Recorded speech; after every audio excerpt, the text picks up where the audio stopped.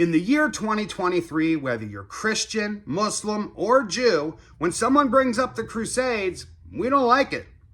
We don't quite know why. We have a few stereotypical ideas, but most of us don't even really know what they were or why they happened. They get wrapped up in the modern view of Western colonialism, even though they're separated by 1,000 years. So how did they start? Well, you have to go back to the early 600s when Islam formed under its prophet through oral tradition. From the time it formed for a 400-year period, it exploded around the globe with record speed. Everyone was becoming Muslim, whether by subjugation or choice. Like every other great expansion that had ever occurred, they were no different. However, they lacked organizational leadership at the top, so you would have one group overtaking another group overtaking another. In the 1000s, Jerusalem had been taken again by a Muslim leader for the dozenth time, and all of Anatolia, which was Turkey at the time, had been taken by the Seljuk Turks, who were Muslims at the time. They weren't particularly Arabs, but they were Muslims. So, the leader in the East, the Christian East, the Byzantine Empire, Alexios Komnenos I, sent 2 diplomats to the Council of Piacenza to see Pope Urban II, the Pope or the Bishop of Rome. Well, as you know, they don't get along, the Christian East and the Christian West. But these 2 diplomats say, hey, Pope Urban, we've got a problem.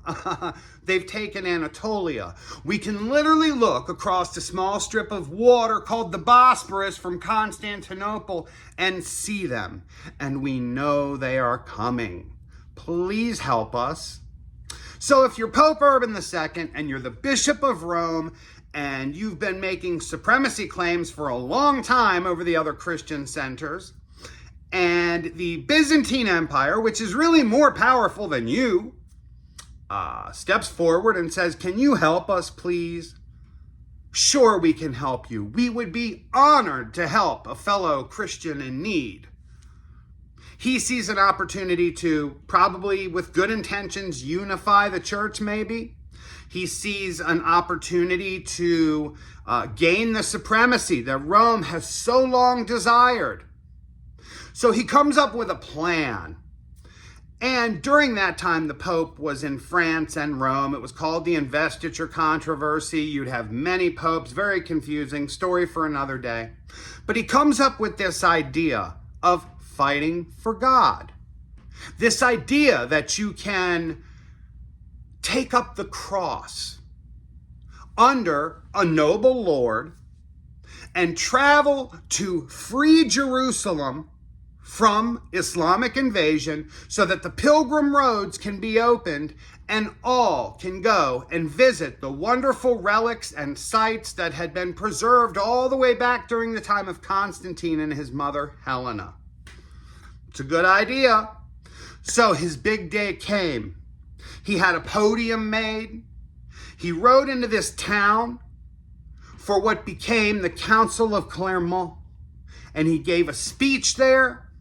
And during that speech, he said, friends, our Christians in the East, our friends, our brothers are in trouble.